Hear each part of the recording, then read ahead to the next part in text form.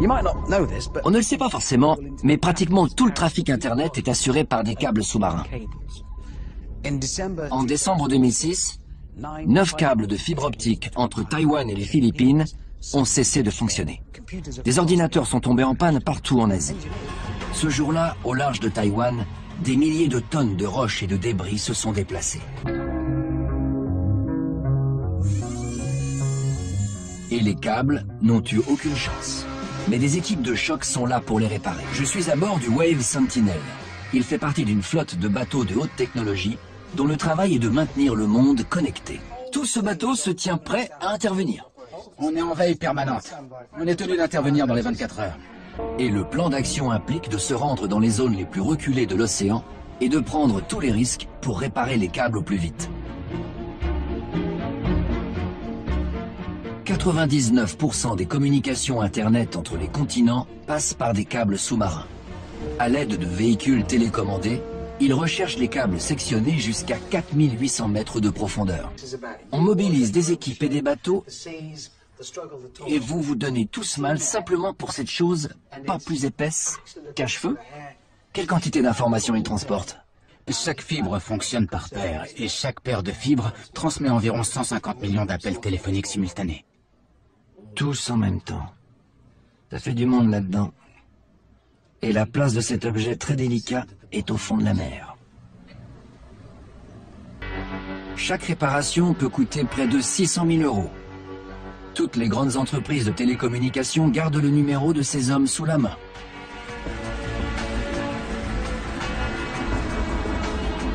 Il y a des centaines de glissements de terrain chaque année dans l'Atlantique.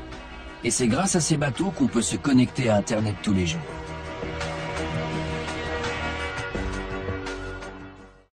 Avant d'en venir au vif du sujet de cette émission, je voudrais vous reparler quelques instants de l'émission précédente qui nous a valu énormément de commentaires. Mais ce que j'ai remarqué avec mon équipe, c'est que 3 éléments semblent avoir totalement échappé aux internautes. Le premier élément, c'est d'abord cet ingénieur qui, lors d'une conférence, va nous expliquer, et lui totalement détaché de toute problématique au sujet d'une quelconque conspiration ou quelconque mensonge de la NASA, et qui va nous expliquer qu'en termes de câbles sous-marins et de télécommunications, les câbles sous-marins représentaient 97% du trafic. Alors on se dit, ok, sur Terre ça marche bien, on a des bonnes technologies. Maintenant on veut communiquer avec un pays, typiquement les États-Unis, au-delà des océans. Quelles sont les technologies possibles? Celle qui vient à l'esprit, c'est généralement la radio ou les satellites. Et beaucoup de gens pensent que les télécommunications utilisent des satellites. Au risque de vous décevoir, les communications satellites, c'est quelques pourcents des communications. 95-97% des communications, des télécommunications, ça passe par des câbles. Les satellites, c'est des cas extrêmement précis, typiquement militaires, ou le journaliste sur des théâtres opérationnels, enfin voilà. Vous avez pu le voir avec la vidéo que nous avons utilisée pour le générique de cette émission. Aujourd'hui, nous n'en sommes plus à 97%, mais carrément à 99%. Il ne reste plus que 1% pour comprendre et réaliser que peut-être les satellites n'existent pas. Dans cette vidéo, on vous parle tout de même d'une flotte de centaines de bateaux à travers le monde. On vous parle de missions qui coûtent en moyenne dans les 600 000 €. Et on vous parle aussi d'une centaine de missions par an. C'est pas rien. Chaque mission nécessite un déploiement d'énergie humaine, en plus dans des coins reculés, dans des endroits dangereux. Enfin, j'ai envie de dire, c'est pas comme si on avait des satellites. Le deuxième point, qui semble avoir totalement échappé aux internautes, ce deuxième point, c'est le fait que le père des satellites est Arthur C. Clarke. En soi, c'est tout de même une information capitale qui me semble suffisamment énorme et qui aurait mérité d'être relevée. Là encore, pas un mot sur Arthur C. Clarke, le père des satellites. Le troisième point, qui n'est pas des moindres, c'est Skylab. Aucun commentaire sur Skylab, cet ovni de l'espace qui, dès les années 70, enfonce largement tous les records en matière de dimension, de confort par rapport à ce qui se fait aujourd'hui dans l'ISS. Les démonstrations des astronautes qui tournent en rond comme des hamsters dans une roue. Personne n'a relevé la bizarrerie de voir un Skylab aussi au point, qui va fonctionner pendant 2 ans, sans véritable problème, et faire une démonstration de modernité qu'on ne retrouvera jamais dans toute l'histoire de la conquête spatiale. Depuis, plus rien. Ces 3 éléments me semblaient, moi, assez suffisamment importants pour mériter des commentaires de la part des internautes et mettre le doigt sur le fait que, oui, il y a évidemment un mensonge aberrant de la part de la NASA et même au niveau de l'évolution de son histoire.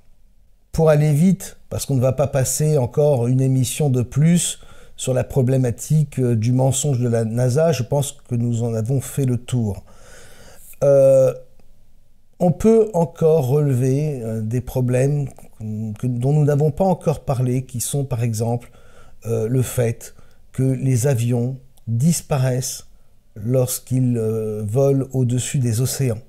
Ils disparaissent des écrans radars. Ça, c'est une anomalie qui ne devrait pas exister si les satellites existaient. L'autre point que nous n'avons pas abordé, c'est les gyroscopes qui montrent toujours l'horizon alors qu'ils n'ont aucune correction. Ça pose encore un problème scientifique qui serait intéressant de pouvoir expliquer. Il y a l'exemple du B-52, cet avion espion qui est toujours en service actuellement et qui, finalement, on se demande là aussi à quoi il sert. Là, j'ai envie de me répéter et de dire c'est pas comme si on avait des satellites.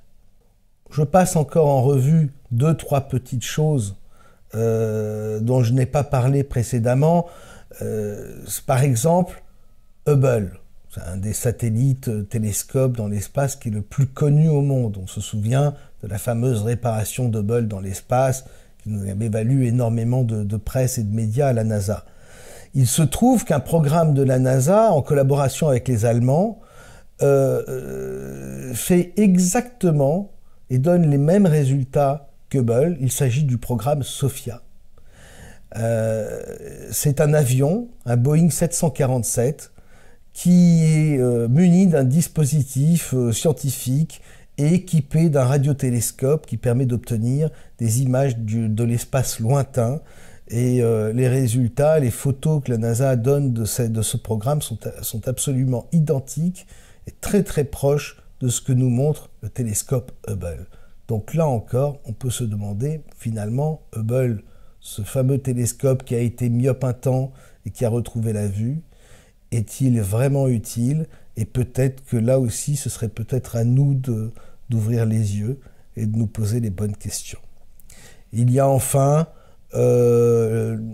juste un petit détail amusant, les programmes des années 50 et 60 des ballons satellites qui ont été mis en place par pas mal de sociétés, notamment le laboratoire Bell, qui ont été mis au point, qui ont été oubliés et qui ont été remis au goût du jour depuis quelques mois. Et on se demande bien pourquoi. Encore une fois, c'est pas comme si on n'avait pas des satellites. Ok, alors vous n'avez pas relevé Skylab, vous n'avez pas relevé les câbles sous-marins, vous n'avez pas relevé Arthur C. Clarke. Maintenant, l'important à comprendre, c'est que le mensonge est partout. Le mensonge de la NASA n'est qu'un épiphénomène. En réalité, nous sommes tous victimes de la conspiration des conspirations. C'est la conspiration de la matrice. Et c'est de cela que nous allons parler aujourd'hui. La conspiration de la matrice repose sur 2 grands principes. D'une part, le mensonge, et ce sera vraiment le sujet de cette émission, et d'autre part, l'illusion. Il faut bien comprendre que pendant qu'on se chamaille sur des questions de terre plate, de terre ronde, de terre creuse, etc., on perd de vue l'essentiel. Il n'est pas très important de discuter de la décoration, de la couleur de la tapisserie de la cage dans laquelle nous sommes. il n'est pas très important de savoir exactement la forme des barreaux de notre cage, que ces barreaux soient ronds ou qu'ils soient carrés, ou qu'ils soient plats. L'important, c'est vraiment de comprendre que nous sommes réellement dans une cage. Alors il y a toutes les personnes, les tenants de la Terre plate, qui pensent que le fait que la Terre est plate, ça va les reconnecter au divin.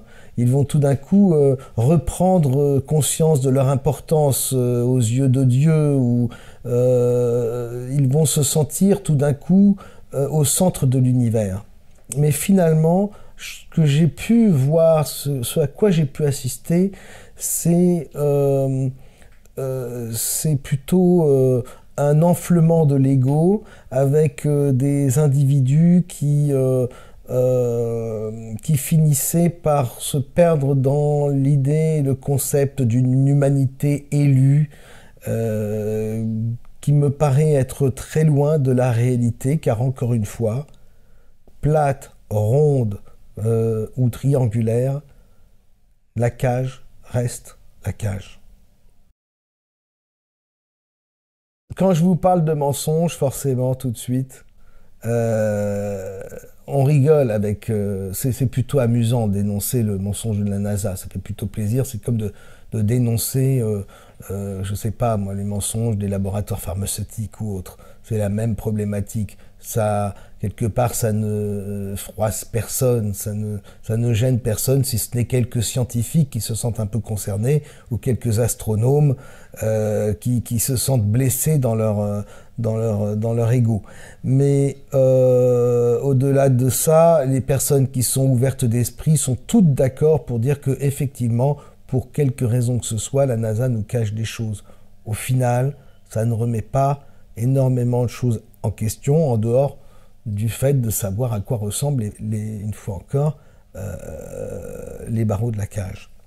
Forcément, quand je vous parle de mensonge, la première chose qui va vous venir à l'esprit, c'est le mensonge politique. Là encore, c'est un mensonge qui n'est pas trop dérangeant. Tout le monde a admis depuis bien longtemps que mensonge rimait avec politique. On connaît pas mal d'affaires, c'est même pas la peine de les énumérer ici. La dernière affaire en date, c'est celle d'Hillary Clinton. Vous avez entendu les journalistes, les médias du monde entier vous répéter, après le 11 septembre et le malaise qu'elle a fait, qu'Hillary Clinton souffrait d'une pneumonie, et puis 24 heures après, 48 heures après, elle réapparaissait en parfaite santé devant les médias et plus regonflée que jamais.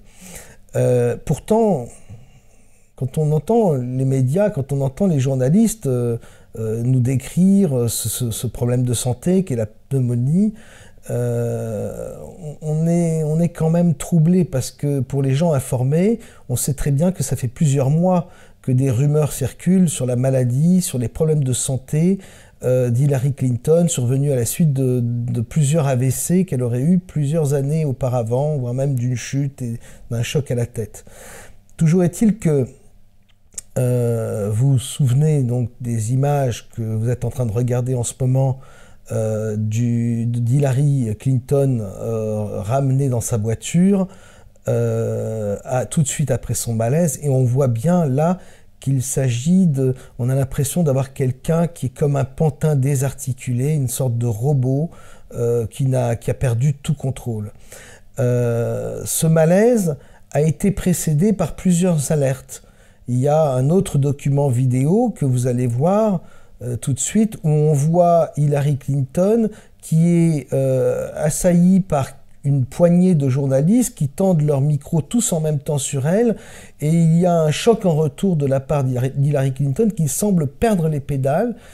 Son corps semble une fois encore se désarticuler, mais cette fois-ci, c'est pour ça que je parlais d'alerte, elle se ressaisit, elle reprend le contrôle de ce qui lui arrive, et au final, ça passe à l'époque comme une plaisanterie. Pourtant, quand on regarde ses yeux, on se rend bien compte qu'il y a eu quelque chose, et surtout quand on regarde, vous allez voir la réaction de la jeune journaliste qui se trouve à sa gauche et qui lui tend son téléphone. Observez cette jeune femme, vous allez voir que là, elle n'est pas juste troublée, elle est carrément effrayée par ce qu'elle a vu. In every way, and I was very proud of him. Did you talk about vice presidential possibilities with Senator Warren? You guys have got to try the cold chai. I've had it. In every way. And how did you talk about Senator Warren? Did you talk about vice presidential possibilities with Senator Warren? You guys have got to try the cold chai. I've had it. It was great. I mean, it was a wonderful, meaningful endorsement in every way, and I was very proud of him. Did you talk about vice presidential possibilities with Senator Warren? You guys have got to try the cold chai. Ce qui va vraiment donner du grain à moudre aux chercheurs de vérité, et ça je vous parle de quelques semaines avant le fameux malaise du 11 septembre, c'est cette affaire de faux meeting auquel Hillary Clinton aurait ou n'aurait pas participé. Let's go out and win the election. God bless you and God bless the United States of America. Thank you. Ce qui va attirer l'attention des chercheurs de vérité dans cette séquence, ce sont les téléphones portables dans les mains du public. En fait, en faisant un gros plan sur les écrans des téléphones, on se rend compte qu'Hillary Clinton n'est pas là et que le décor qui apparaît sur les téléphones n'est pas le décor de la séquence.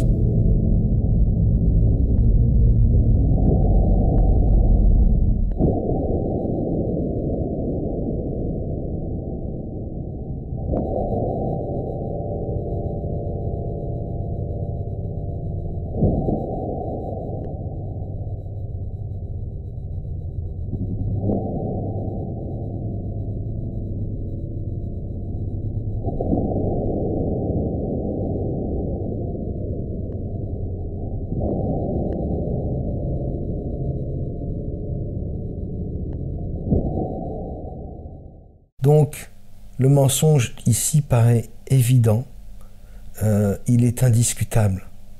Mais, vous savez, en matière de mensonge, lorsqu'on est confronté à un menteur, ce qu'il faut bien comprendre, c'est qu'on ne sait jamais jusqu'où, jusqu'à quel degré et sur combien de plans se situe le mensonge.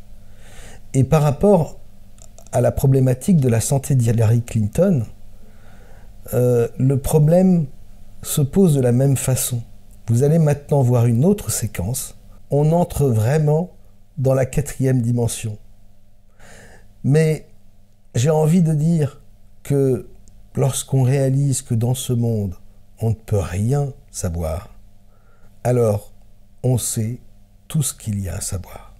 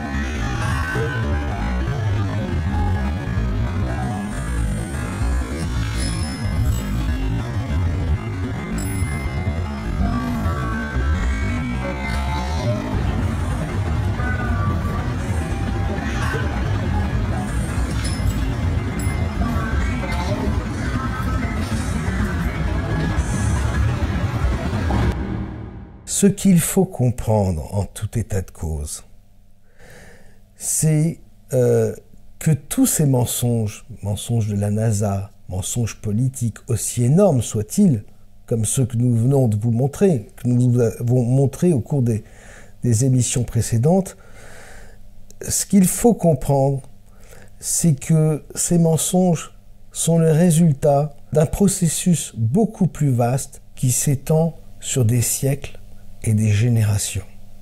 Lorsqu'un menteur va vous mentir pour la première fois, il va vous mentir, je ne sais pas, par exemple, sur un bonbon. Si ça passe, le lendemain, il va vous mentir sur une tablette de chocolat. Et le lendemain, si ça passe encore, il va vous mentir sur un truc un peu plus grand encore. Ce qui fait qu'au bout du compte, s'il se rend compte qu'à chaque fois on le croit, il finira par vous mentir sur sa vie tout entière. C'est exactement à ce phénomène que nous sommes confrontés aujourd'hui. Et c'est pourquoi il est intéressant d'essayer de remonter jusqu'à la genèse du mensonge et de découvrir pourquoi et comment les menteurs d'aujourd'hui se permettent de nous mentir en toute impunité et avec une telle confiance en sachant pertinemment que nous allons les croire. C'est Goebbels qui disait « plus c'est gros, plus ça passe ». Et on se rend compte à quel point aujourd'hui c'est gros. Mais la question qui va se poser à présent, c'est de savoir jusqu'à où vous êtes prêts, vous, à accepter d'avoir été trompé. C'est le moment de vous rappeler la fameuse phrase de Mark Twain qui disait « Il est facile de tromper les gens et beaucoup plus difficile de leur faire admettre qu'ils ont été trompés. » Donc, c'est le moment, à présent, de vous demander si vous êtes prêt et jusqu'où vous êtes prêt à aller si le lapin blanc vous invite à le suivre jusqu'au fond de son terrier. Mais, avant de vous enfoncer dans le terrier du lapin blanc, je vais juste vous raconter une petite histoire que nous avons vécue durant quelques années avec les lecteurs de Top Secret. Tu es dans la matrice. Et alors ?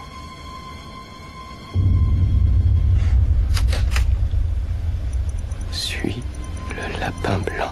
Que je suive le lapin blanc.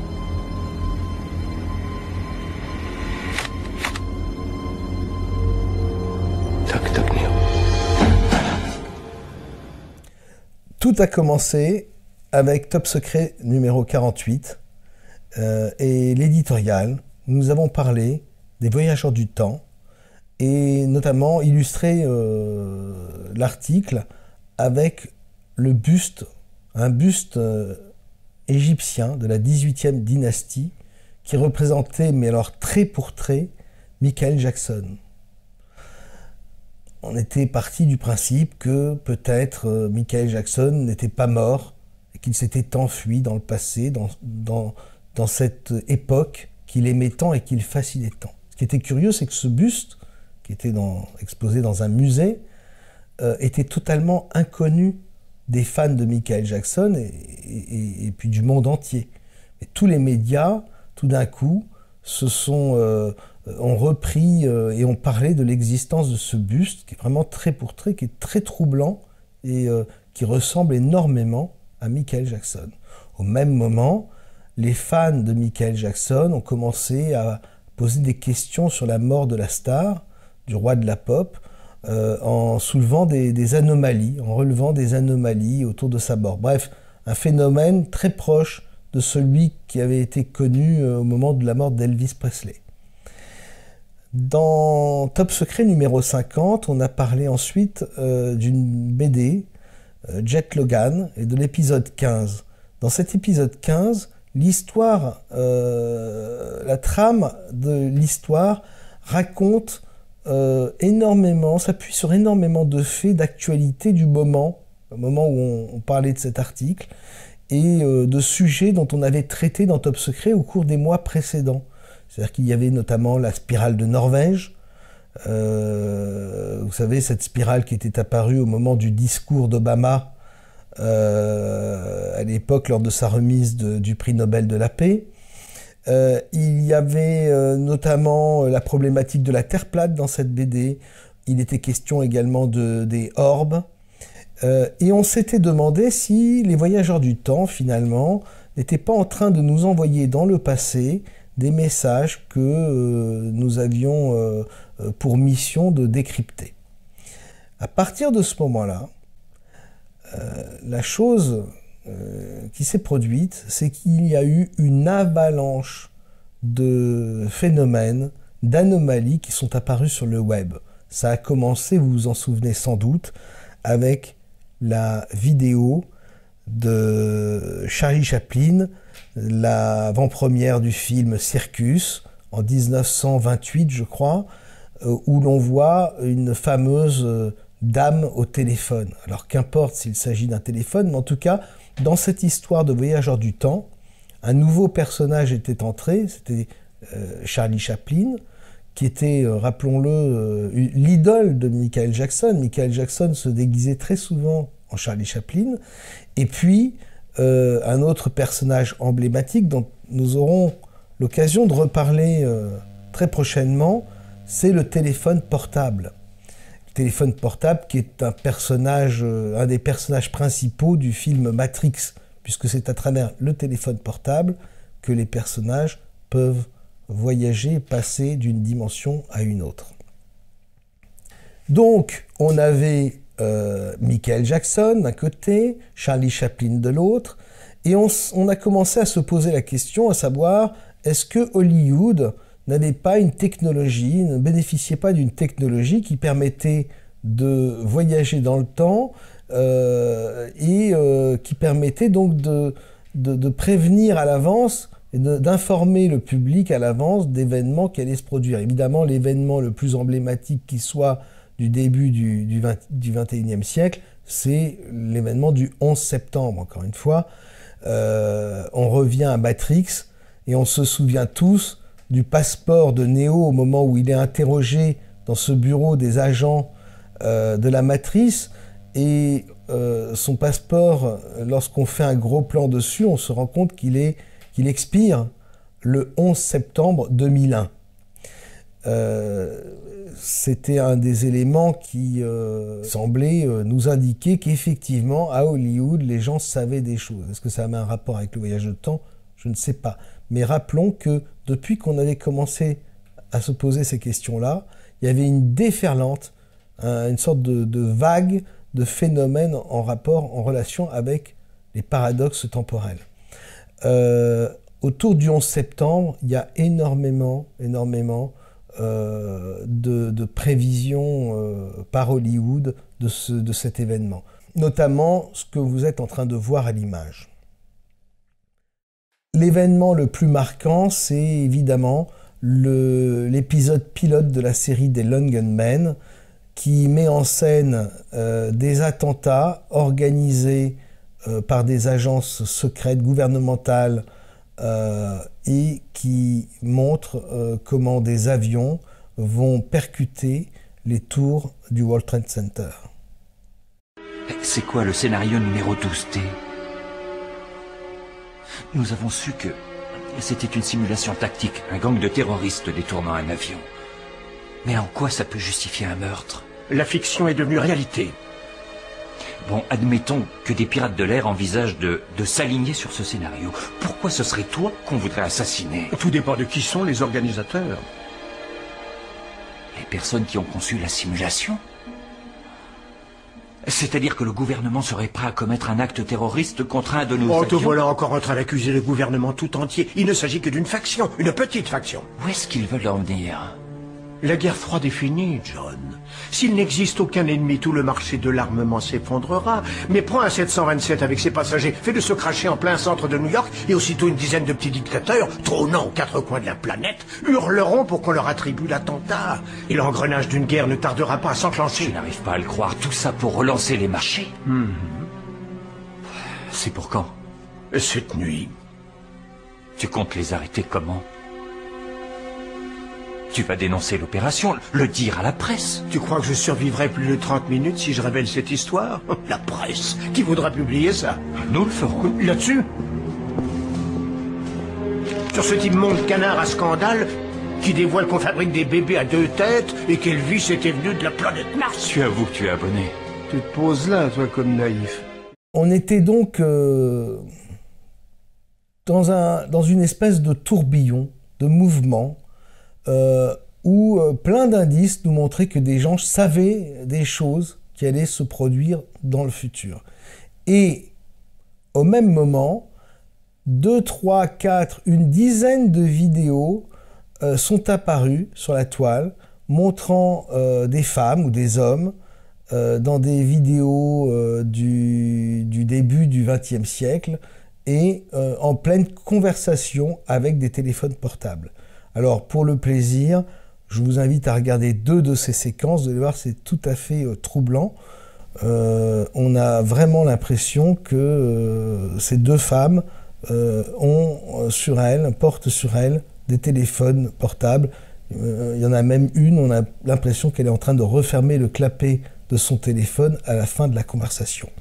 On était donc lancé dans une espèce de tourbillon, de mouvement, dans une quête au message des voyageurs du temps, en essayant de comprendre ce qu'ils essayaient de nous dire.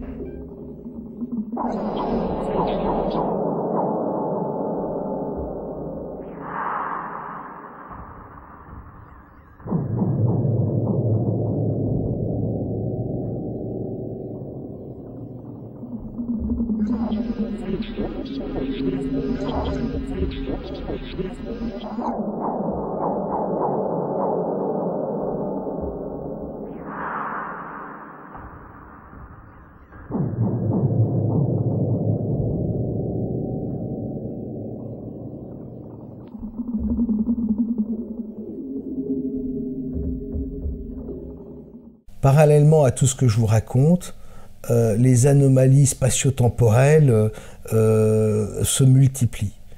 Par exemple, on découvre dans un vieux Paris Match des années 70 un tableau qui est conservé au musée de Glasgow et qui montre à la au début du 19e siècle Charlie Chaplin, le personnage de Charlie Chaplin 100 ans avant Charlot. On va découvrir aussi au même moment un clip, une espèce de court-métrage qu'a tourné Charlie Chaplin, court-métrage de propagande, de propagande pour la guerre, où on voit en personnage récurrent derrière lui un zeppelin. On sait aussi que le zeppelin est un engin récurrent dans toutes ces affaires de voyages extradimensionnels, et notamment le zeppelin joue un rôle assez important dans la série Fringe. Cette série qui décrit la confrontation de 2 réalités, de 2 dimensions qui s'affrontent, dont l'une doit disparaître à la faveur de l'autre. Autre anomalie rigolote, on va trouver dans une lettre papale de la fin du XIVe siècle le personnage de Yoda. On va également avoir les photos de Nicolas Cage dans des personnages du XIXe siècle. Idem avec John Travolta. Bref, une cascade comme ça de stars d'Hollywood que l'on voit en photographie un siècle auparavant et qui sont vraiment des sosies. Et là même, on peut se demander s'il ne s'agit pas de clones, plus encore que de voyageurs du temps. Autre anomalie, mais assez forte, c'est de découvrir une fresque de Raphaël au Vatican. Il s'agit d'une audience du pape qui est représentée sur un mur, sur une façade. Et sur cette façade, parmi les ambassadeurs qui viennent consulter le pape, on voit un personnage qui ressemble, mais alors trait pour trait, à Sylvester Stallone. Alors ce sont autant de bizarreries qui se succèdent comme ça dans un temps donné et qui nous troublent. En même temps, nous donnent envie d'aller plus loin, mais qui aussi nous donnent l'impression de tourner en rond et d'être trimballés quelque part. Également, à la même période, découvrir un buste romain du 1er ou 3e siècle après Jésus-Christ et qui est à l'effigie, mais qui ressemble trait pour trait à Elvis Presley. Alors vous avez d'un côté Michael Jackson en buste de la 18e dynastie, buste égyptien, et vous avez tout à coup le buste d'Elvis Presley à l'époque romaine. Et tout ce que je vous raconte, tout ce que je vous dis là, se trouve dans des musées, dans les musées les plus connus du monde, et circulent, vont de salle d'exposition en salle d'exposition. Toutes ces découvertes apparaissent sur Internet dans un laps de temps assez court. Je vous donne que quelques exemples parmi les plus forts, mais ça va durer comme ça pendant 2 ans. Il y a également un énième tableau de la Joconde qui apparaît de nulle part au musée du Prado, avec pour signature le fameux nombre 666 dont nous venions justement de parler un numéro auparavant. Bref, une sorte de dialogue semblait s'être instauré entre nous et ces fameux voyageurs du temps. Mais au final, moi, j'étais quelque peu frustré parce que je sentais bien que ces affaires de synchronicité ne nous menaient nulle part, et si ce n'est dans une sorte d'impasse, et qu'au final, on n'arrivait pas à en sortir grand-chose. Finalement, au bout d'un certain moment, j'ai dit stop, et j'ai demandé dans un édito à ce que les voyageurs du temps arrêtent de se manifester au moins pendant 1 année. C'était en décembre 2013 et je leur ai donné rendez-vous, justement pour essayer d'en savoir un peu plus, au début de l'année 2015. Et là aussi, curieusement, le phénomène des voyageurs du temps à travers Internet s'est stoppé aussitôt. Dans le numéro suivant, on a parlé des obsèques de Mandela, obsèques et hommages planétaires, et de cette affaire de cet homme apparu de nulle part, qui s'est mis à faire la traduction en langage des sourds, et en faisant n'importe quoi, pendant des heures, tout en restant aux côtés des chefs d'État les plus importants de ce monde. Regardez bien cet interprète en langage des signes. Il était à proximité de ceux qui ont pris la parole hier lors de la cérémonie d'hommage à Mandela. Selon plusieurs représentants des associations de sourds-muets en Afrique du Sud, il ne maîtrisait pas du tout la langue des signes. L'homme est apparu sur l'estrade, mais personne ne semble connaître ni son nom, ni d'où il vient. Cet homme-là a été retrouvé quelques jours plus tard et identifié. Et il a expliqué qu'il était schizophrène et que dans une crise qu'il avait eue à ce moment-là, il s'était vu faire ce qu'il devait faire, c'est-à-dire qu'il s'était senti investi d'une mission et il avait commencé à faire des signes qui n'avaient ni queue ni tête, mais lui, pendant ce temps, voyait des anges dans le stade qui se manifestaient et qui nous prévenaient de plein de choses. On s'était demandé si c'était intéressant d'essayer de traduire ces signes que cet homme avait fait. Et puis surtout, voilà, pour moi, c'était une façon d'en terminer avec les voyageurs du temps, de passer à autre chose.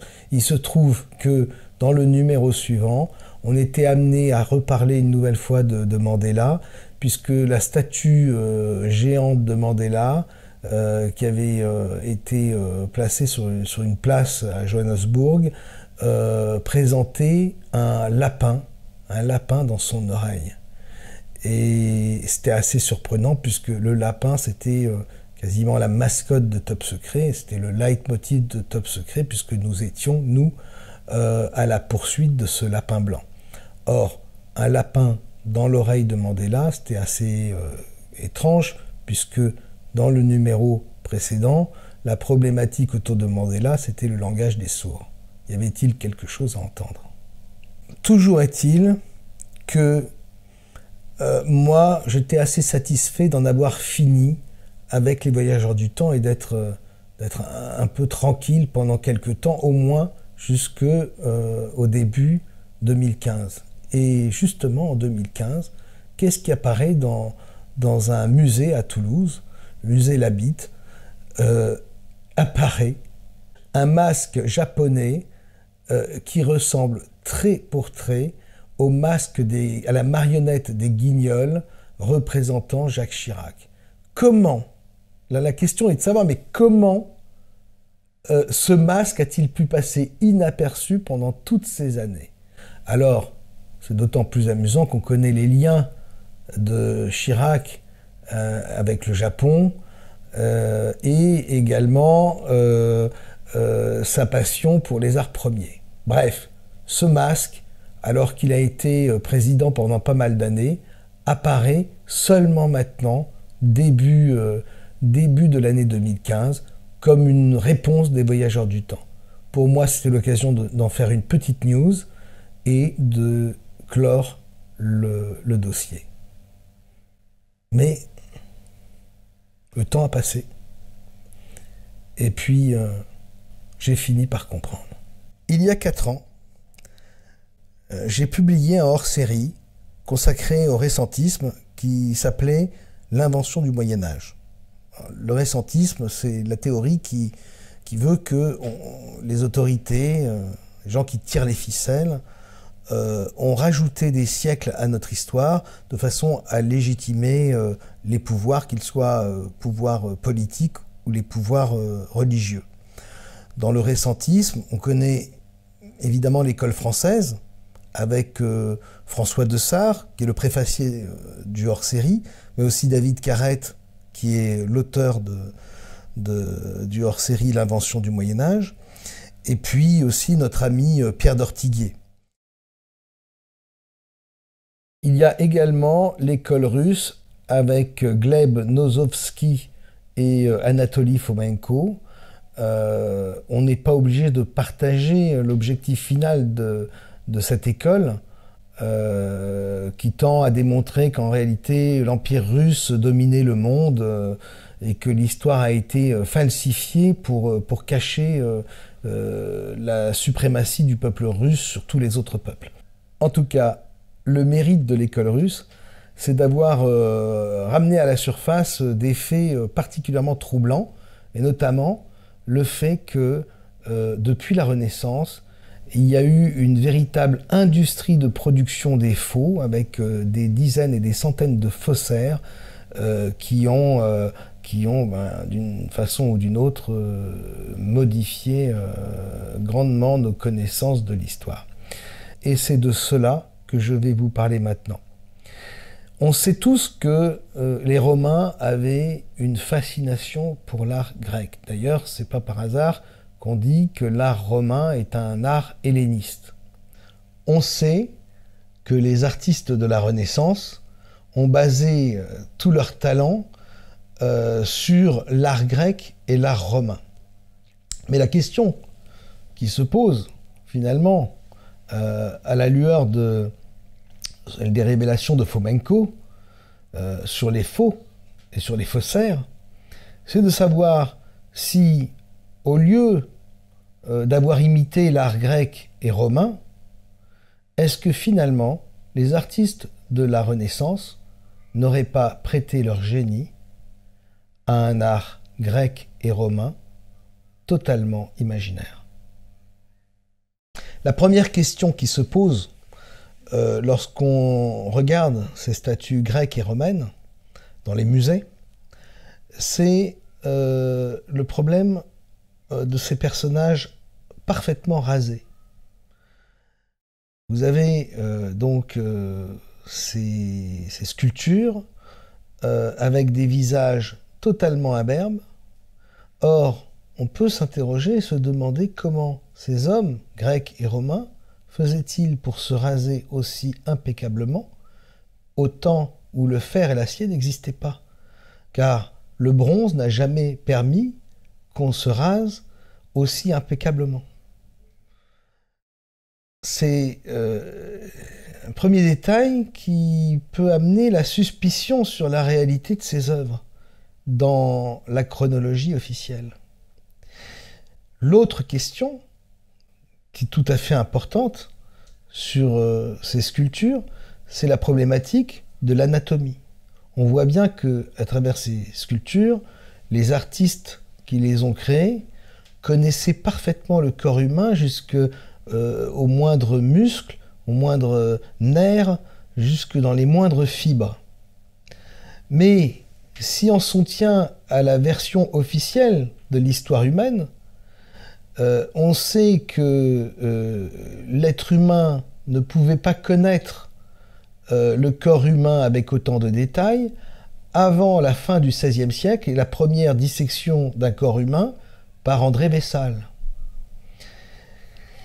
D'ailleurs, sur toutes les œuvres du Moyen-Âge, sur toutes les œuvres qui ont suivi et qu'on a trouvées depuis le XIe siècle, on voit bien que les personnages sont plutôt disproportionnés, avec des grosses têtes, des corps plutôt mal foutus. Et en tout cas, des œuvres qui n'ont rien à voir avec la superbe des sculptures grecques et romaines, que l'on retrouve en revanche au moment de la Renaissance, donc après cette première dissection par Vessal. Ce sont des petites choses. Si vous ajoutez ça avec l'industrie, l'entreprise de faux qui a été mise en place dès le XVIe siècle, qui mettent vraiment à mal tout l'édifice de ce qu'on peut croire savoir sur l'histoire de l'humanité. On retrouve la même perfection anatomique dans les peintures romaines de Pompéi qu'on va retrouver à Pompéi, ou dans les peintures que l'on retrouvera dans les vases. D'ailleurs, c'est assez curieux de voir que dans l'art grec, il y a énormément de peintures sur vases qui ont survécu au temps, alors qu'on pourrait croire qu'un vase, c'est particulièrement fragile, alors que les peintures murales, les fresques grecques et romaines sont très rares. Et finalement, tout ce qu'on connaît de la peinture de cette époque relève surtout de cet art pictural dans les céramiques. Et puisqu'on parle de faux, il est quand même important de rentrer dans les détails et de citer quelques exemples relevés justement par l'équipe de l'école russe. Vous avez par exemple, en 1864, il y a un antiquaire qui va vendre au musée du Louvre un buste d'un poète antique, et 3 ans plus tard, on va découvrir que le sculpteur qui a créé cette sculpture est en fait Giovanni Bastianini. Évidemment, cette œuvre, une fois qu'on aura reconnu son véritable auteur, va finir dans une autre salle du musée, dans les arts décoratifs. Il y a également un autre exemple fameux.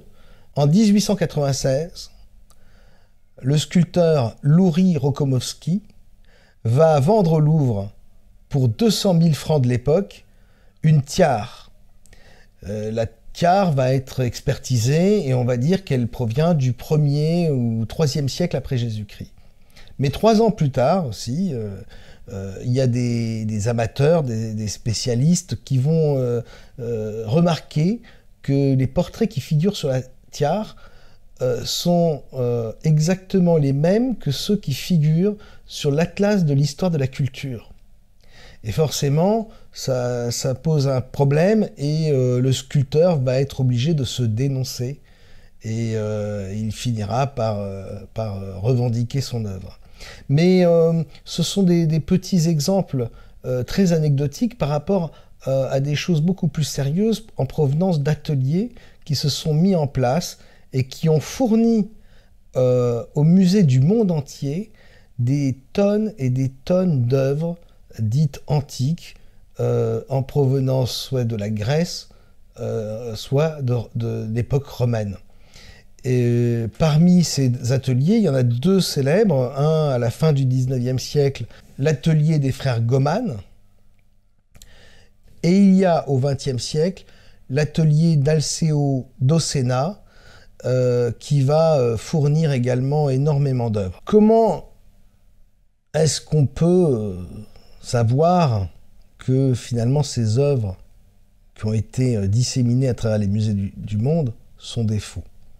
Bien, en 1927, Dolcena a reconnu qu'il fournissait en fait des faux avec ses ouvriers au musée du monde entier. Et comme personne ne voulait croire, parce qu'il faut bien savoir que la plupart du temps, on ne croit jamais le faussaire. Une fois que l'œuvre a été acceptée, au bout de 5 ans, 10 ans, elle est rentrée complètement dans l'histoire et il est difficile, voire même impossible, de revenir sur son authenticité. En 1927, Docena a été obligé de montrer publiquement un film de lui dans son atelier en train de travailler sur une des dernières sculptures vendues à un musée. C'est comme ça que le scandale a éclaté. Et il y en a énormément d'autres. Vous avez, par exemple, Francesco Cremonese, qui a enfoui dans un champ une statue de Vénus, qui a été découverte quelque temps plus tard par le paysan qui labourait son champ.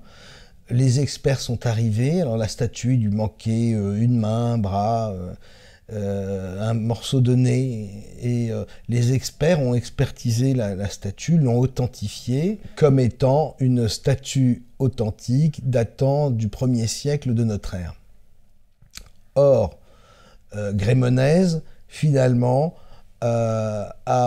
s'est dénoncé. Il a dit que cette statue de Vénus, c'était une statue qu'il avait conçue dans son atelier. Et comme, là encore, personne ne le croyait, personne ne voulait le croire, il a été obligé de montrer publiquement les morceaux de la statue manquants au public pour que finalement on se rende à l'évidence. Quand vous multipliez tous ces faux, quand vous vous rendez compte que cette entreprise de faux s'est étalée depuis le début de la Renaissance jusqu'au début du XXe siècle, il y a vraiment de quoi se poser vraiment des questions sur ce que l'on voit aujourd'hui dans les musées.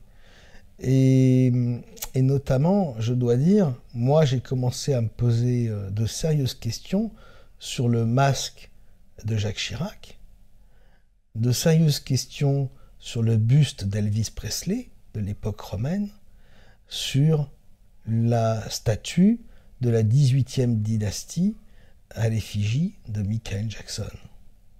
Bon, Rock, t'es bien sympa avec tes histoires de musées et de faux, de sculptures, de bustes rasés et d'anatomie, mais bon, ça reste très anecdotique au regard de l'histoire. Il y a tellement d'autres pans, notamment l'architecture. Justement, en matière d'architecture, il y a pas mal de choses à dire. On se souvient, sans doute, pour quelques-uns en tout cas, de ce fameux scandale qui est arrivé dans la ville de Lübeck, au moment de la Restauration en 1948. Alors ça, c'est une histoire que nous raconte l'école russe aussi. En 1948, on demande à Dietrich Fee de restaurer deux églises très historiques, puisqu'elles contiennent des fresques du XIIIe siècle. Et à la fin des travaux, en grande fanfare, en fanfare et en grande pompe, on fait une grande cérémonie du 700e anniversaire de la ville, reposant justement sur l'existence de ces fresques du XIIIe siècle. Ces fresques enfin restaurées par l'artiste. Or, le fait est récompensé, il reçoit toutes les félicitations des autorités de la ville, et il est mis à l'honneur, sauf qu'on oublie au passage son assistant, son principal associé. Et c'est lui qui va prendre la mouche et qui finira par avouer que, en réalité, Fay lui avait demandé de démolir complètement les fresques du XIIIe siècle pour repartir sur du neuf à partir de photos. Et comme personne ne peut croire cet assistant qu'on va accuser, on va dire que c'est parce qu'il est jaloux, parce qu'il a eu une discorde avec son patron, qu'il dit tout ça, personne ne va le croire. Alors l'assistant qui a plus d'un tour dans son sac, il a gardé en fait une carte maîtresse dans son jeu, et donc il va, pour prouver ses dires, il va demander aux experts et au public, à la presse entière, il va demander de regarder attentivement les visages des saints qui sont sur la fresque. Et alors on va découvrir les visages de Gengis Khan, les visages de Raspoutine et également celui de Marlène Dietrich à la place des saints. Forcément, vous imaginez le scandale qui va éclater à cette époque-là. On peut, là encore, généraliser cette pratique. C'est-à-dire que Fay n'en était pas à sa première. S'il s'est permis de démolir pour repartir sur du neuf, c'est qu'il savait qu'il pouvait le faire en toute tranquillité. Et sans cette crise avec son assistant, si l'assistant avait été lui aussi récompensé à sa juste valeur, je pense que cette affaire n'aurait jamais été découverte. Alors, bon, vous vous dites, ok, la restauration de certaines œuvres peuvent laisser à désirer et peuvent même avoir été l'objet de faux, mais il reste les écrits. Il reste les écrits là-dessus, c'est du solide, c'est du costaud. Mais en fait, on se rend compte qu'au niveau des écrits, on ne retrouve pas de manuscrits originaux au-delà du XIe siècle, là encore. C'est très difficile. Alors, de temps en temps, on va trouver quelques fragments qui vont avoir l'air très anciens, mais rien ne prouve qu'ils datent de l'époque que les experts vont leur donner. Il faut imaginer qu'au moment de la Renaissance, lorsque redémarre la civilisation, une armée de copistes vont travailler, vont recopier des manuscrits, parfois en les modifiant, etc. Mais au final, là encore, il est très très difficile d'établir une authenticité véritable de ces écrits au-delà du XIe siècle, puisqu'il ne reste aucune trace de l'époque, d'époques plus anciennes. En matière d'écrits, déjà beaucoup plus près de nous, on peut se demander qui était réellement Shakespeare. A-t-il vraiment existé? On sait également pour Molière que on n'a jamais retrouvé de manuscrit de Molière. Beaucoup ont dit que c'était Corneille qui avait écrit ces pièces. Bref, le flou et la porte reste totalement ouverte au faux également en écriture. Et finalement là-dessus, on ne peut pas s'appuyer non plus pour établir une véritable chronologie de l'histoire de l'humanité. D'ailleurs, si on parle de chronologie, il y a un petit détail qui est très amusant, c'est de savoir que Scaliger, l'homme qui est celui qui au XVIe siècle a établi la chronologie qui est encore aujourd'hui suivie par les historiens du monde entier, Scaliger, qui était donc un savant érudit qui avait répertorié tous les textes à travers le monde pour établir, si vous voulez, un ordre chronologique des royaumes et des civilisations, ce Scaliger avait une particularité, c'est que lui-même s'était inventé et avait repris la thèse de son père au sujet de sa généalogie qui le faisait remonter jusqu'à l'empereur, je ne sais plus quel empereur. Et on avait beau lui mettre le nez dans son caca en lui expliquant que non, c'était pas possible et que c'était totalement ridicule de penser ça, il soutenait cette réalité, cette réalité imaginaire mordicus. Il était convaincu de remonter en ligne directe jusqu'à un empereur lointain quelques milliers d'années auparavant. C'est vous dire le sérieux du personnage quand même, et sa crédibilité. À ce stade, on a survolé rapidement quelques exemples de l'école russe, mais on peut pas en tirer de théorie. L'école russe va dire, ben voilà, ils ont inventé tout ça, ils ont fait des faux parce que c'est nous les Russes en fait qui étions les maîtres du monde. Je pense que cette vision un peu propagandiste, un peu nationaliste, dont les Russes ont certainement besoin aujourd'hui, ne correspond à aucune réalité. Mais en revanche, le fait qu'il y ait toute cette industrie de faux, que l'on retrouve encore aujourd'hui avec l'apparition, ne l'oubliez jamais, de Sylvester Stallone dans une fresque du Vatican. Ça doit vous rappeler ce qui s'est passé à Lübeck quand même. Le fait que ces procédés perdurent en toute impunité aux yeux du public et en toute confiance de la part des menteurs semble indiquer que ça dépasse juste l'anecdote, mais que c'est sans doute un procédé qui a été généralisé tout au long des siècles. De là à remettre l'existence des civilisations qui ont précédé la Renaissance, il n'y a qu'un pas. Alors vous vous dites, ok, mais les pièces, elles existent les pièces. On a les pièces de monnaie grecques, romaines, le système de monnaie sumérien, etc. Parce que ce que je raconte pour les Grecs et les Romains, vous pouvez le transposer aux Sumériens, mais vous pouvez aussi le transposer à la civilisation chinoise. Il y aurait aussi beaucoup de choses à dire, mais l'émission durerait trop longtemps, là, pour le coup.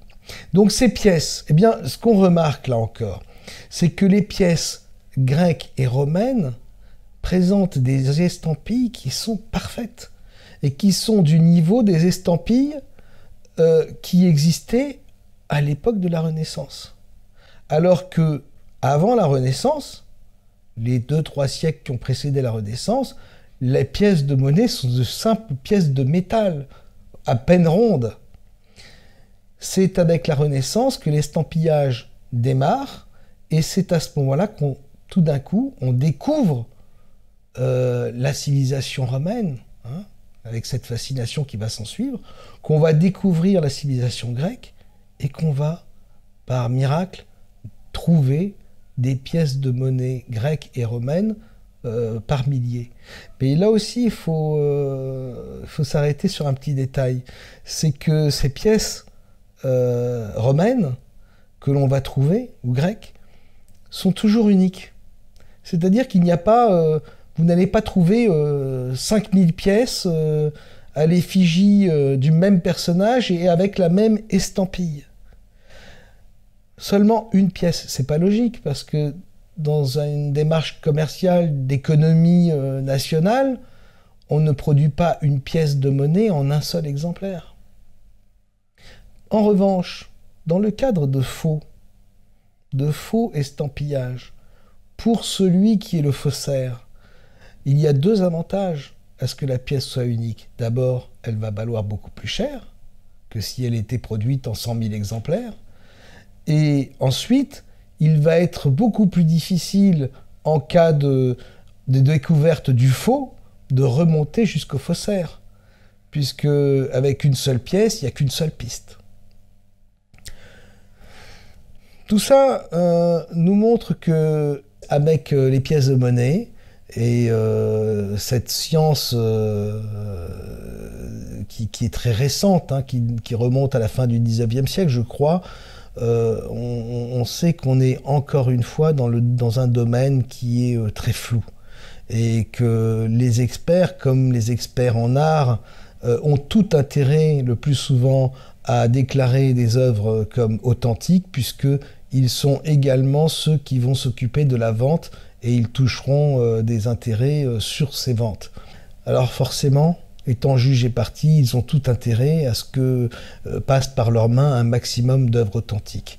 Si, quelques années plus tard, ça passe, eh ben ça passe. l'œuvre entre dans le domaine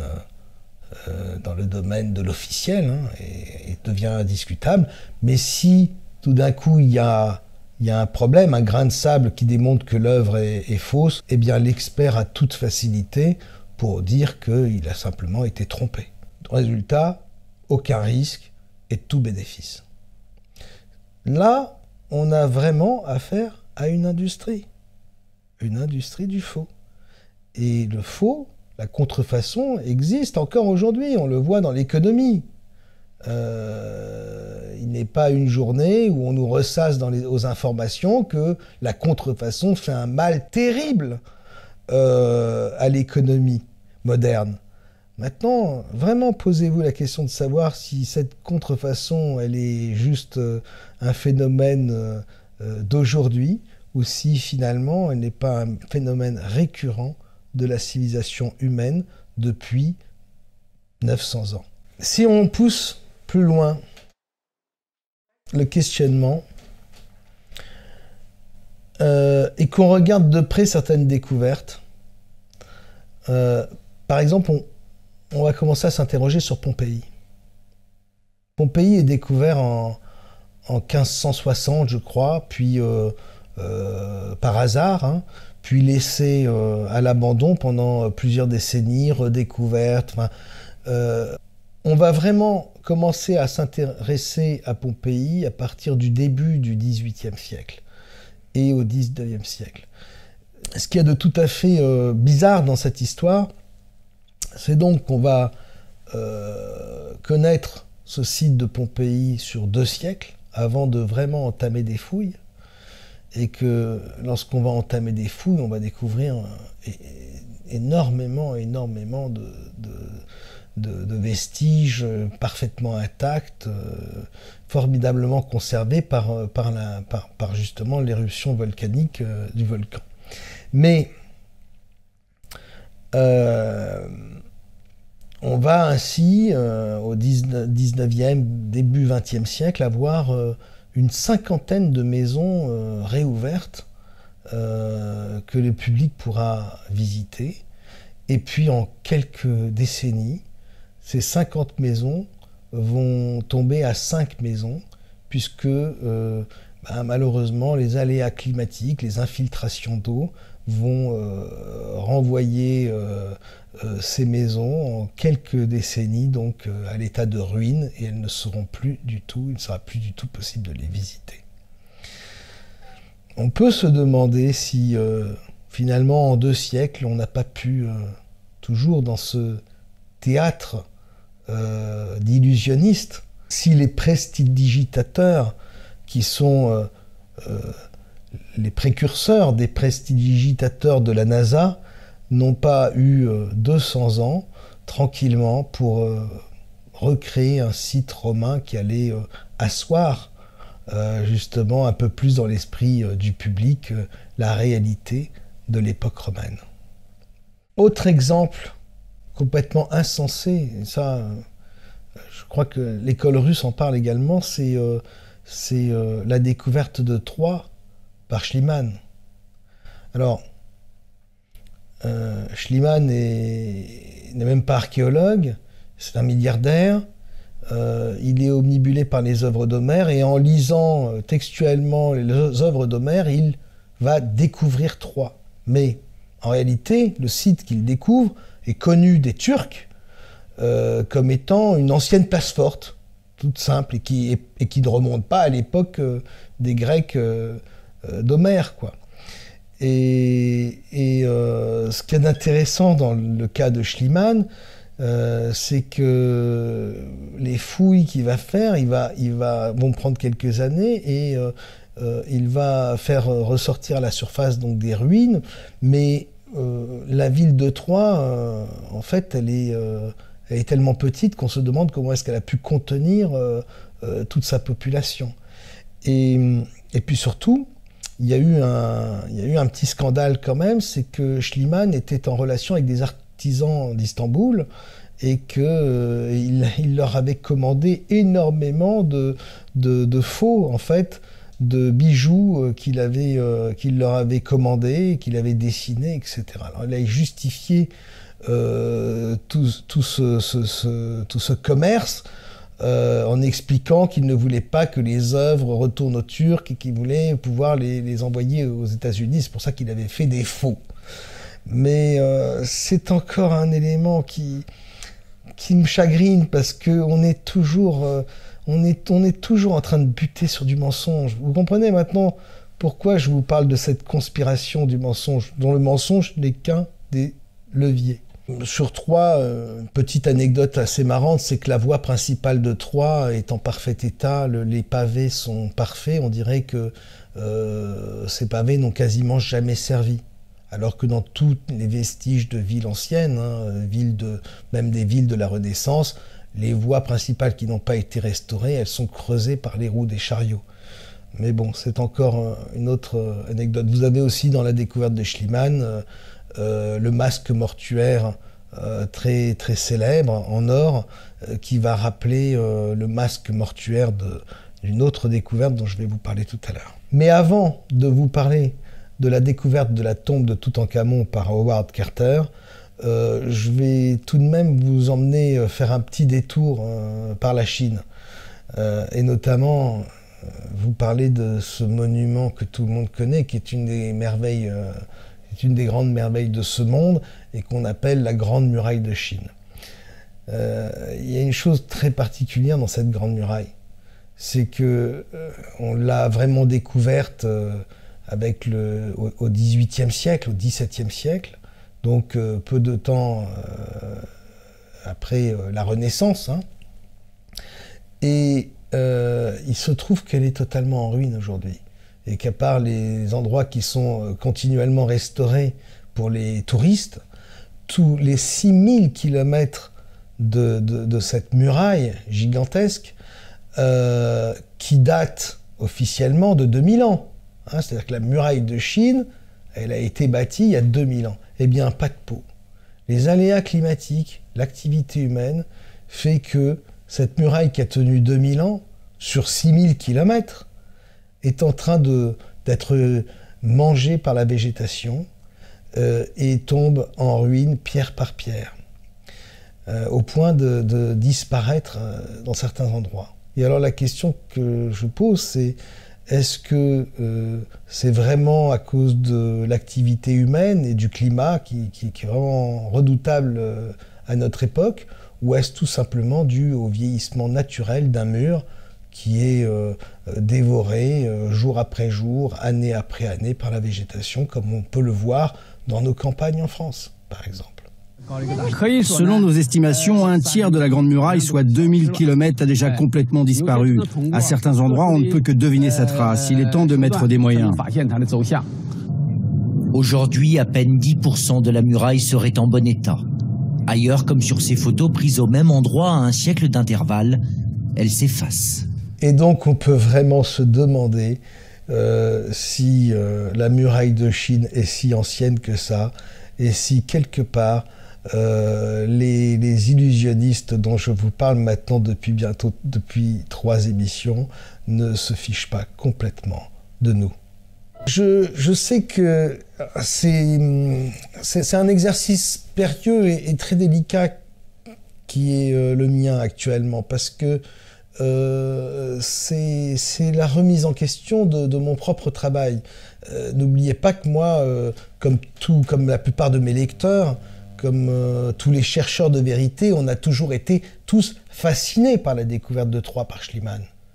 La découverte de Troie par Schliemann, c'est à nos yeux un pied de nez à l'archéologie officielle, qui ne donne pas le bon âge aux pyramides d'Égypte, etc. Enfin, qui veut absolument que les pyramides soient des tombeaux, etc.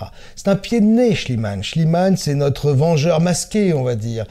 Et donc, forcément, je sais que je risque d'en décevoir pas mal en disant et en soutenant que, apparemment, Schliemann, porté par ce courant de faussaires, porté par ce courant de mensonges qu'il devait voir constamment autour de lui, s'est dit, eh bien, pourquoi pas moi? Pourquoi pas découvrir, eh bien, tiens, au hasard, la ville de Troyes. Je pense que ça fera le buzz. Autre sujet qui, dans mon domaine, est totalement passionnant, qui m'a passionné pendant des mois, des années. J'ai eu de nombreuses fois l'occasion d'étudier tout ce dossier, c'est les pierres d'Ica. On découvre en Amérique du Sud des pierres à Ica qui représentent des dinosaures avec des hommes, des dinosaures chevauchés par des êtres humains, des autopsies, des opérations chirurgicales, et le tout remontant à plusieurs milliers d'années. Des choses totalement époustouflantes. Alors vous imaginez que dans mon milieu, vous imaginez que moi, le premier, j'étais fasciné par ces pierres. On a fait un article, 2 articles sur ce dossier. Mais aujourd'hui, à la lumière de ce que je viens de vous dire, sur cette industrie du faux, je me rends compte que ces pierres qui se comptent en centaines de milliers, elles sont très nombreuses, mais au final, il n'y en a qu'une centaine qui sont exceptionnelles. Les autres, la plupart du temps, sont assez grossières. Mais ces pierres, finalement, ont pu être réalisées dans des ateliers par des artisans, et au final, personne n'y verra que du feu.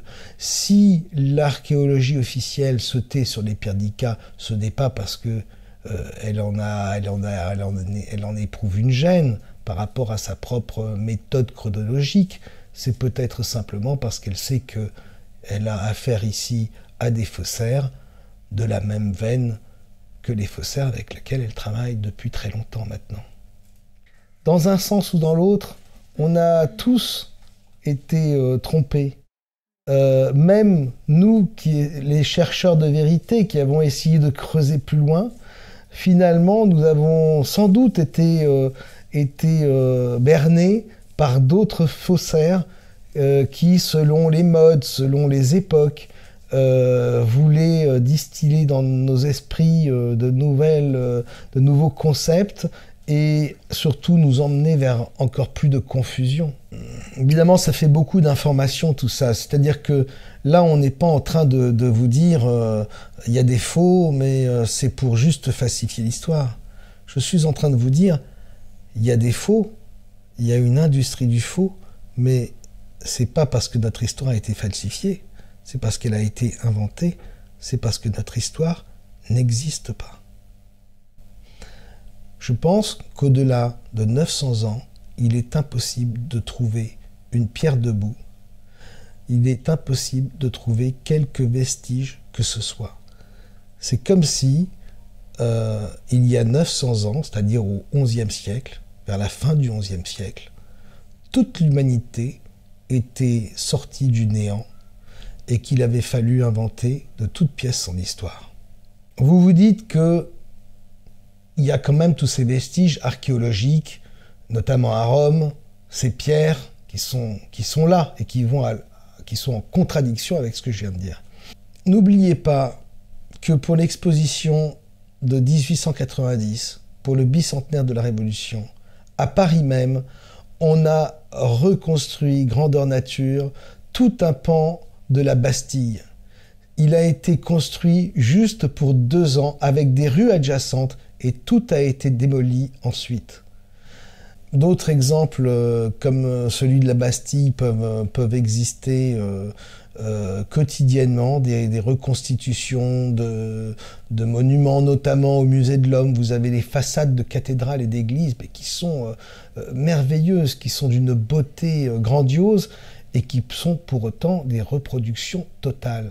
Et je vous invite maintenant d'ailleurs à regarder un petit documentaire passé aux infos sur France 2. Il vous parle de l'art autoroutier. Vous verrez à la fin de la séquence une petite chose tout à fait surprenante. La plupart du temps, vous ne les voyez que comme ça. Quelques secondes, à plus de 100 km/h. Plus de 70 œuvres jalonnent les 9000 km du réseau autoroutier français. Des structures monumentales en béton. Archeval, le dada de Saumur, Voinic, le sanglier des Ardennes, quelques formes géométriques, ou encore le poulet géant de Bresse.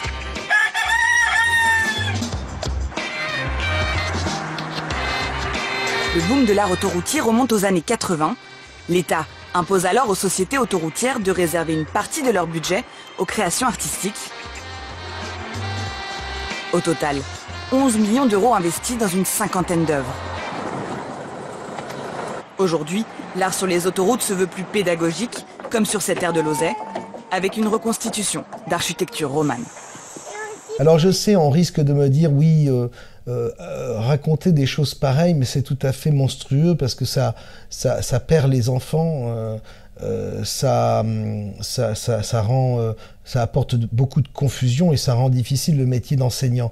Ce à quoi j'ai envie de répondre que ça fait belle lurette que le programme scolaire se détériore et qu'au moins je constate qu'il y a encore une certaine époque on fait les falsificateurs, les illusionnistes faisaient encore l'effort de nous inventer une histoire et de nous l'inculquer, ce qui n'est plus du tout le cas aujourd'hui.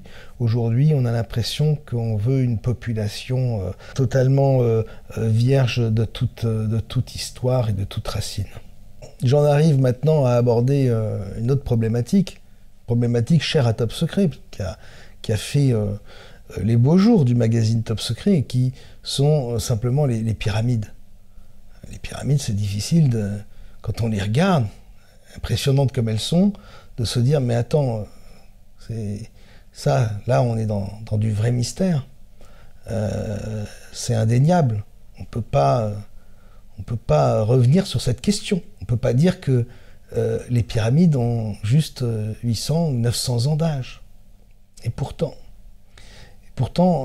maintenant on connaît de plus en plus ce scientifique français qui s'appelle Davidovits et qui a inventé le système des géopolymères. Et Davidovits a démontré, mais vraiment de façon très scientifique, que les pyramides avaient été bâties sur ce système. Les géopolymères, c'est un système de béton naturel où on recompose la pierre, les blocs de pierre, de façon à ce qu'ils donnent l'impression de sortir de carrière. En fait, les pierres sont moulées avec de l'eau et de la poudre concassée, et puis en durcissant, le bloc de pierre se reconstitue. Davidovits a démontré que les pyramides étaient conçues avec de telles pierres. Alors, c'est assez choquant parce que l'archéologie officielle ne reconnaît pas, curieusement, les travaux de Davidovits. L'archéologie officielle préfère nous parler de rondins de bois, préfère nous parler de pierres taillées avec des bouts de bois et des cailloux, par des esclaves, des centaines de milliers d'esclaves pendant des années pour arriver à tailler une pierre dans les carrières. On nous montre des systèmes de poulies qui ne fonctionnent pas, alors que Davidovits nous explique que simplement en portant des vases d'eau et de la poudre, les Égyptiens ont pu élever les pyramides sans problème.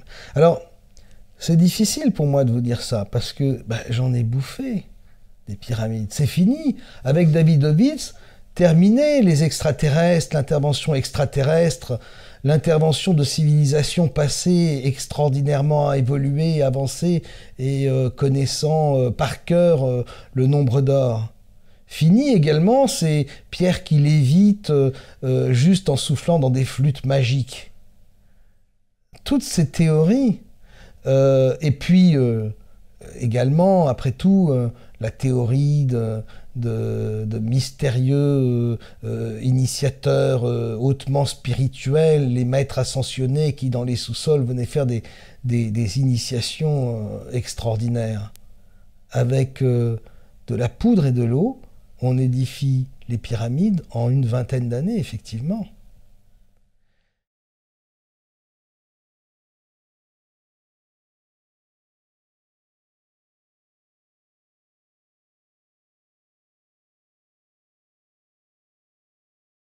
C'est une sérieuse remise en question pour moi, mais en même temps, je suis bien obligé aujourd'hui, avec tout ce que j'entreaperçois dans mes recherches, que finalement ces pyramides ne sont pas, bien que très impressionnantes, aussi mystérieuse qu'on a voulu le voir.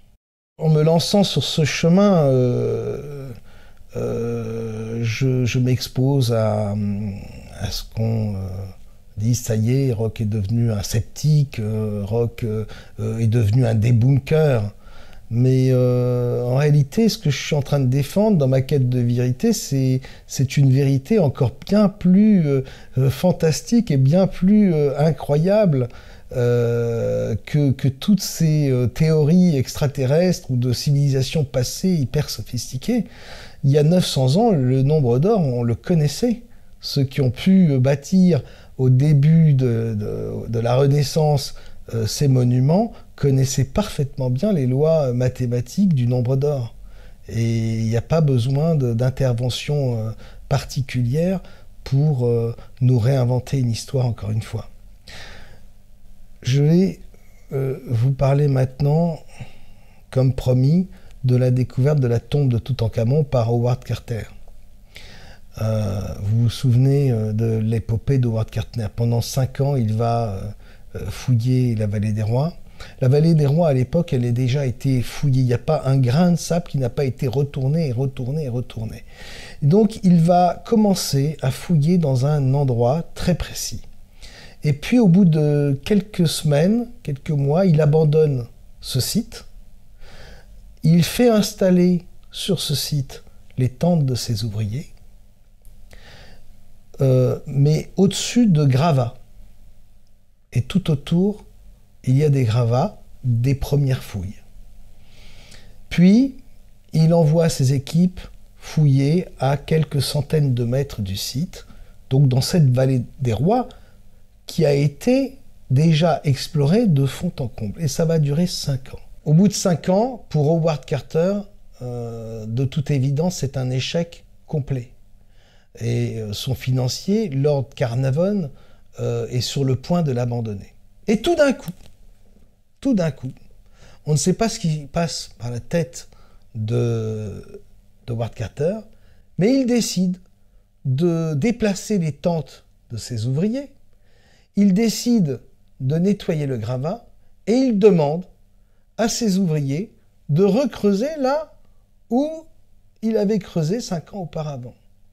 Et à peine quelques coups de pioche plus tard, on découvre la première marche qui mènera au tombeau de Toutankhamon.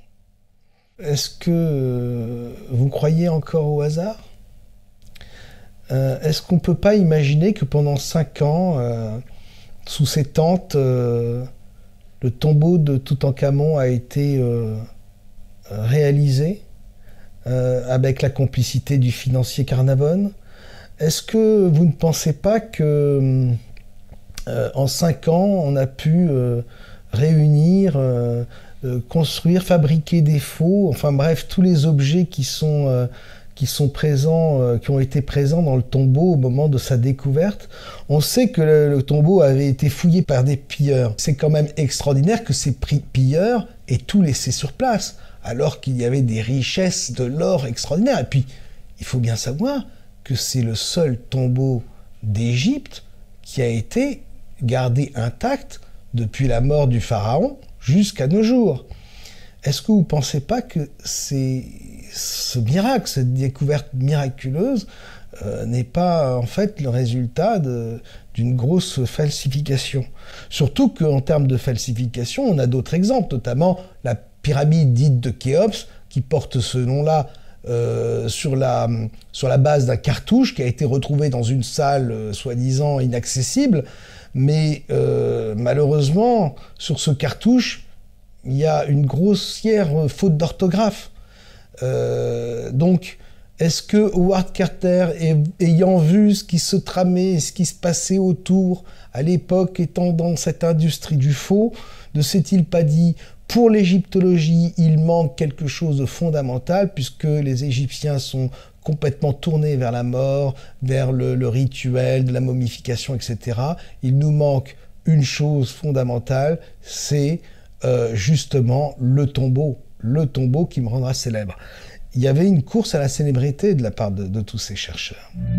Je me rends dans son tombeau avec l'égyptologue Gail Gibson. Pourquoi la l'avoir inhumé ici.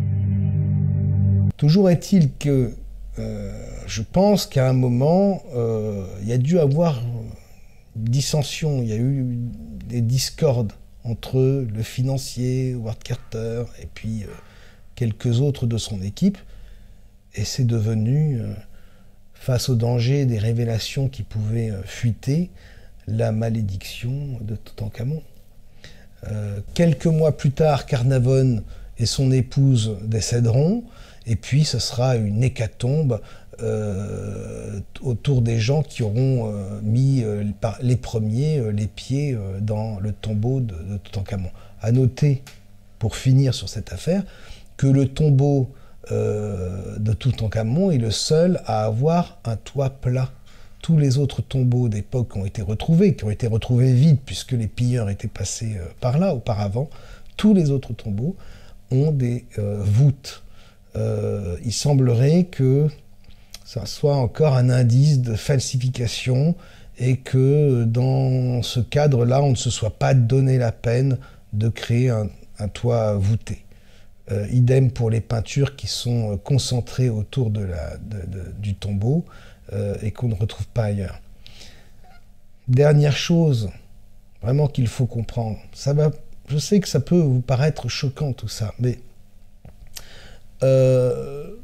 vous avez entendu dire qu'on avait découvert une salle derrière la salle, récemment. Cette salle, en fait, on sait qu'elle existe depuis pas mal d'années, le bruit court, mais voilà, les médias en parlent un peu plus aujourd'hui. On est, avec cette science archéologique, devant une course exponentielle. Et les archéologues ont besoin toujours de nouvelles découvertes pour maintenir tout simplement leur profession et pour justifier tout un système économique, de la même façon que les laboratoires de médecine, les laboratoires pharmaceutiques ont besoin de créer de nouveaux produits pour faire tourner le business. Sans nouveaux produits d'appel, vous allez avoir un désintérêt de la population pour l'archéologie. Et l'archéologie ne veut surtout pas ça. C'est ainsi, c'est pour ça qu'on va toujours de découverte en découverte et que les découvertes sont parfois de plus en plus exceptionnelles. Et qu'en plus, elles sont colorées par l'époque où elles sont faites. Une petite chose à savoir, c'est qu'il y a toujours une petite part de mystère dans ces découvertes de l'égyptologie, puisque l'égyptologie a toujours été liée aux sociétés secrètes, etc. Il y a toujours eu plein de symboles initiatiques, etc. Et c'est assez verrouillé autour de ces sujets-là. Et donc dans la tombe de Toutankhamon, on va trouver notamment un poignard inoxydable fait en métal de météorite, alors qu'à l'époque, les Égyptiens ne connaissaient pas le fer.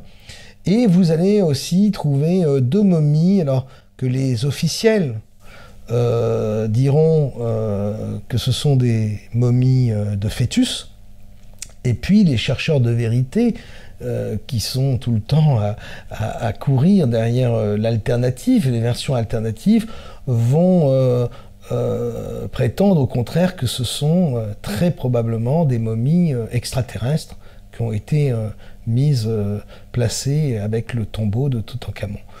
Mystérieusement, et pour aussi nourrir la légende, ces deux momies disparaîtront certainement dans des musées privés, dans des collections privées. Mais en tout cas, l'analyse va être impossible à faire. Vous avez encore du mal, hein. C'est difficile, là, c'est difficile. Vous vous dites certainement que j'exagère et vous en voulez encore de l'Égypte, vous en voulez encore des extraterrestres et des pierres en lévitation, peut-être. J'ai été le premier, hein, pendant 15 ans à être à la recherche de tous ces phénomènes. Et je peux vous assurer que je ne suis pas un sceptique, je suis juste dans le questionnement et dans la quête de vérité. Il y a quelques années de ça, j'ai été également fasciné par une découverte en Australie de chercheurs de vérité qui ont trouvé en pleine forêt des blocs de pierre immenses dans lesquels figuraient des hiéroglyphes. Cette affaire-là n'a pas trop fuité. On a eu peu d'éléments. Pendant quelques années, de quoi faire une ou deux news dans Top Secret, mais pour aller plus loin, il fallait plus de choses. Toujours est-il que d'autres chercheurs, de nouvelles générations de chercheurs sont allés sur les lieux, ont essayé de redécouvrir ce fameux bloc de rocher avec ces hiéroglyphes. Et puis vous avez donc pas mal de gens qui gravitent autour de ce mystère pour essayer de démontrer la présence d'Égyptiens qui auraient voyagé, après tout pourquoi pas, avec leur technologie à la limite de l'extraterrestre jusqu'en Australie, de façon, puis qui auraient peut-être fait naufrage et qui à ce moment-là auraient décidé de laisser un testament, de laisser leur histoire sur la pierre. Je vous invite à regarder maintenant cette vidéo d'un chercheur qui a retrouvé ce bloc de pierre avec ses hiéroglyphes. Regardez très attentivement.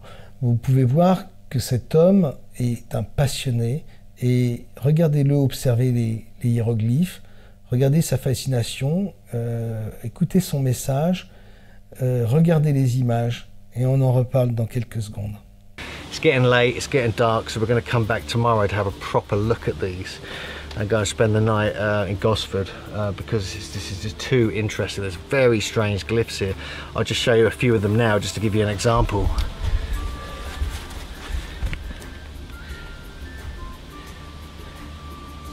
That looks like some kind of hand. You've got a bird there with something underneath it. You got, I'm not quite sure how to describe that.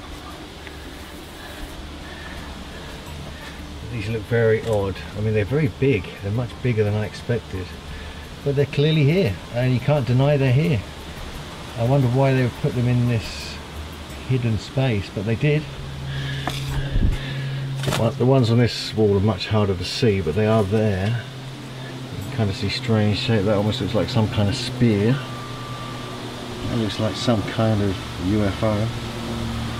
There's like an H with a seated figure there. Another kind of UFO looking thing. Very interesting, very strange. It's almost like a Maltese cross over back on this side. Si vous regardez attentivement les fameux hiéroglyphes dont nous avons parlé, dont les chercheurs de vérité ont parlé pendant des années, on se rend compte que tout est bidon, tout est faux, et qu'on ajoute à ça un petit peu de UFO, de ci, de là, pour émoustiller encore un petit peu plus l'imagination des gens qui sont en quête de vérité et de façon à les entraîner encore plus dans la confusion. L'apothéose, c'est le passage où la caméra filme un hiéroglyphe que vous allez voir là maintenant pendant que je parle et qui ressemble à ce qu'il représente et qui fait penser également évidemment à cette histoire de la NASA avec le mot sexe marqué en lettres de nuages. On est dans le même registre. On est toujours avec les mêmes procédés de faux, les mêmes mensonges qui tournent en boucle et qui en même temps ne peuvent pas s'empêcher de se moquer de nous et de nous trimballer d'une fausse piste vers une autre. Allons-y gaiement jusqu'au bout. Maintenant, on va parler des peintures rupestres dans les grottes. Il est quand même étonnant qu'on découvre les peintures rupestres et tout l'art rupestre à la fin du 19e siècle. Et puis le succès est tel que très vite, cette découverte va s'enchaîner avec la grotte de Lascaux, qui est un monument d'art. Et puis ensuite, on va aller de découverte en découverte. Des grottes vont être de plus en plus nombreuses, jusqu'à ce que même il n'y ait plus de grottes pour qu'on soit obligé d'aller chercher des grottes rupestres sous la mer. Il y a une chose très étonnante au niveau des dessins que l'on trouve dans les grottes, c'est qu'ils correspondent exactement à l'image que l'homme de la fin du 19e siècle ou du début du 20e siècle se faisait de l'homme préhistorique, à savoir un chasseur ou un chaman, ou les deux, c'est-à-dire quelqu'un qui va lier sa survie à une espèce de sentiment religieux, ésotérique. On est au 19e siècle, début 20e, on est dans une époque religieuse aussi, dans une société religieuse. Donc l'homme préhistorique, qui n'est pas censé avoir de religion, a quand même les prémices d'une connexion avec le divin. Et en même temps, il est chasseur, et les grottes ne feront que nous montrer des scènes de chasse dans un cadre de rituel magique. Et puis, au fur et à mesure des découvertes, les dessins vont se développer, vont se sophistiquer, et on va avoir des scènes de guerre, des scènes de la vie quotidienne, des scènes de cuisine, où on va montrer la nourriture. Et puis, selon les pays, par exemple au Brésil, dans certaines grottes, les hommes préhistoriques vont avoir déjà un peu dans la peau la samba.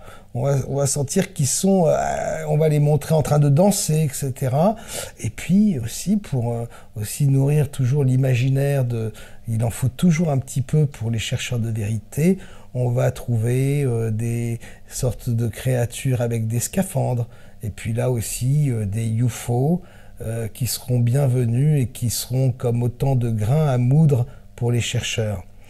Ça va prendre de telles proportions qu'à la fin, il y aura même la théorie du structuralisme qui verra dans les dessins à l'intérieur des grottes un message global, encore mystérieux et qui reste à décrypter.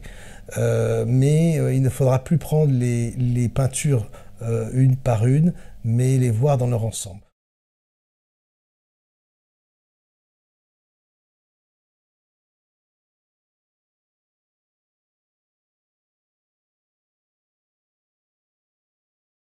Vous avez même, alors on tombe dans l'extraordinaire, vous avez même l'image, enfin, la peinture d'un sanglier, je crois, qui est en train de courir et qui est peint par cet homme préhistorique. Et on voit toute la décomposition du mouvement comme le montreraient aujourd'hui des caméras modernes. Et c'est extraordinaire de voir comment un homme préhistorique peut juste en regardant un sanglier, décomposer son mouvement et sa course. Là, on est dans l'ordre du... Voilà. On a également dans ces peintures de la BD, on a du Walt Disney, et pendant que je parle, vous êtes en train de voir tout ça et de vous rendre compte à quel point on est en train aussi, dans ce domaine-là, de se fiche de nous complètement. Avec, en plus, tout le merchandising qui va avec, c'est-à-dire que dans ces grottes, vous trouverez des petits silex, des petits os sculptés avec toujours du gibier, etc., comme les images que je vous montre actuellement et qui relèvent de l'art déco du début du XXe siècle.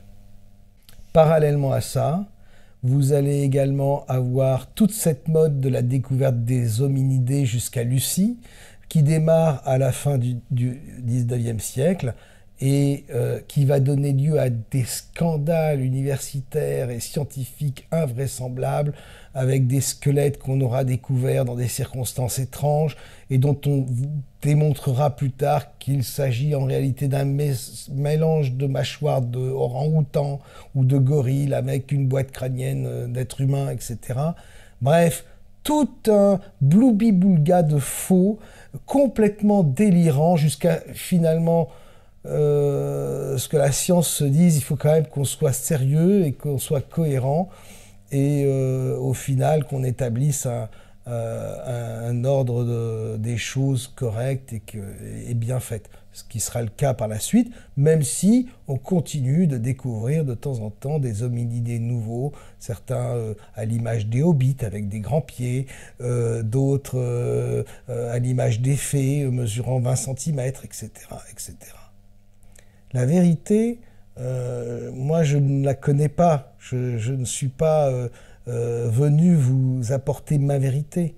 Simplement, je sais que vraiment, nous sommes pris en étau aujourd'hui dans ce monde depuis bientôt 1000 ans entre le mensonge et l'illusion. Ce mensonge tend finalement à nous éloigner de nous-mêmes. Il tend à nous déconnecter de la part sans doute magique ou invisible qui est en nous. Vous me direz, tout ça c'est des bêtises, il y a quand même tout le système des datations, datation carbone 14, datation analogique, et puis les 3 ou 4 autres méthodes de datation qui existent de par le monde et qui sont couramment utilisées par les archéologues. Malheureusement, et ça d'autres l'ont démontré bien mieux que moi, ces datations ne sont pas fiables, aucunement, et elles laissent la porte ouverte à des erreurs qui peuvent s'étendre sur plusieurs siècles, voire plusieurs millénaires. Donc on ne peut pas non plus s'appuyer sur cette science qui n'est pas exacte, la science de la datation. Cependant, et moi c'est un truc qui me paraît important de dire aujourd'hui, j'ai parlé des textes tout à l'heure, des copies, etc. Si vous réfléchissez bien à ce que j'ai dit, en fait, ça voudrait dire que les grandes religions du texte, du livre, remontent en fait, elles aussi au IXe siècle. Et que ces textes-là remontent à cette époque-là. Et que ces religions ont donc été inventées, créées de toutes pièces par des scribes, par des copistes, qui ont imaginé toute une histoire pour l'humanité. L'histoire qu'on enseignait au début, qu'on enseigne encore dans certaines contrées, c'est l'histoire des religions. Il faut bien le savoir. L'histoire de la religion ou du prophète qu'on suit dans tel ou tel pays. En parlant donc de datation, je vais évidemment, pour finir, parler du suaire de Turin. C'est important de savoir que la datation au carbone 14 du suaire de Turin ramène le linge au XIIe siècle.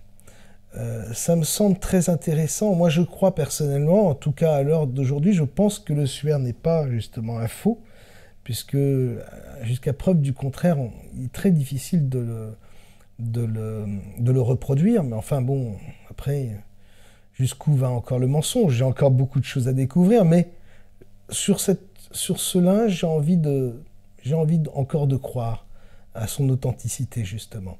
Le fait qu'il remonte au XIIe siècle me permet d'imaginer que le Christ, justement, n'est pas si lointain de nous, et qu'au final, nous n'avons pas été abandonnés depuis 2000 ans par le dernier maître christique, sans aucun lien ni aucune liaison depuis.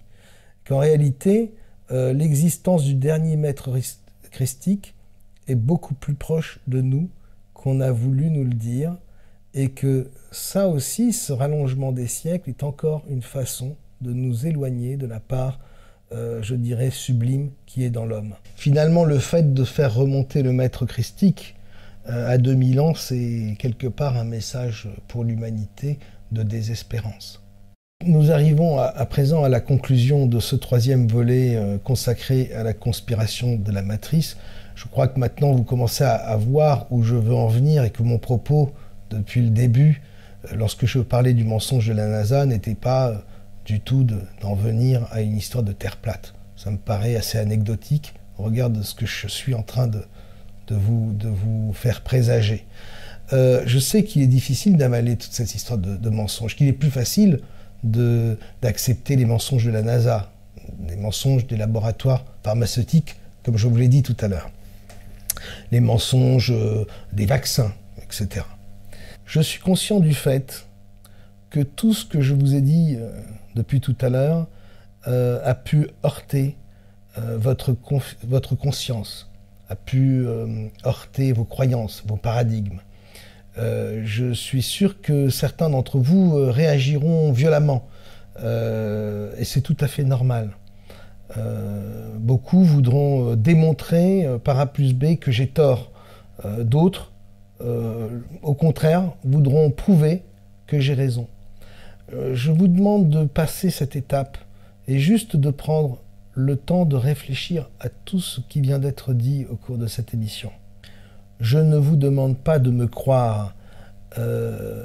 Mon propos ici est de partager avec vous mes recherches et mes questionnements. J'ai l'impression qu'au stade où en sont les choses, et au vu de l'évolution de notre société actuellement, que ce soit en France et même au-delà, dans d'autres pays du monde, il y a quelque chose qui semble mauvais. Et donc, en réalité, j'en appelle à votre vigilance, qu'il est temps aujourd'hui de ne plus rien croire sans l'avoir vérifié, et quelle que soit la source ou l'autorité qui nous impose sa vérité. Je crois qu'il faut tout remettre en question. Je vous invite simplement à poursuivre cette quête de vérité, parce que c'est la vérité qui libère, c'est la vérité qui nous apporte la force, et c'est au final dans la vérité que réside le véritable espoir. C'est ce qui nous permettra de ne plus être manipulés et d'agir avec discernement. Aujourd'hui, je vous confronte aux mensonges de ce monde d'illusions dans lequel nous vivons. Je vous confronte à vos croyances et donc à vos propres illusions. Je vous invite à poursuivre cette quête de vérité sans relâche et sans frein surtout, dans le dépassement. Je vous invite à tout remettre en cause, à tout remettre à plat pour pouvoir construire demain solidement. Je vous invite à poursuivre cette quête jusqu'au bout, car l'hiver approche.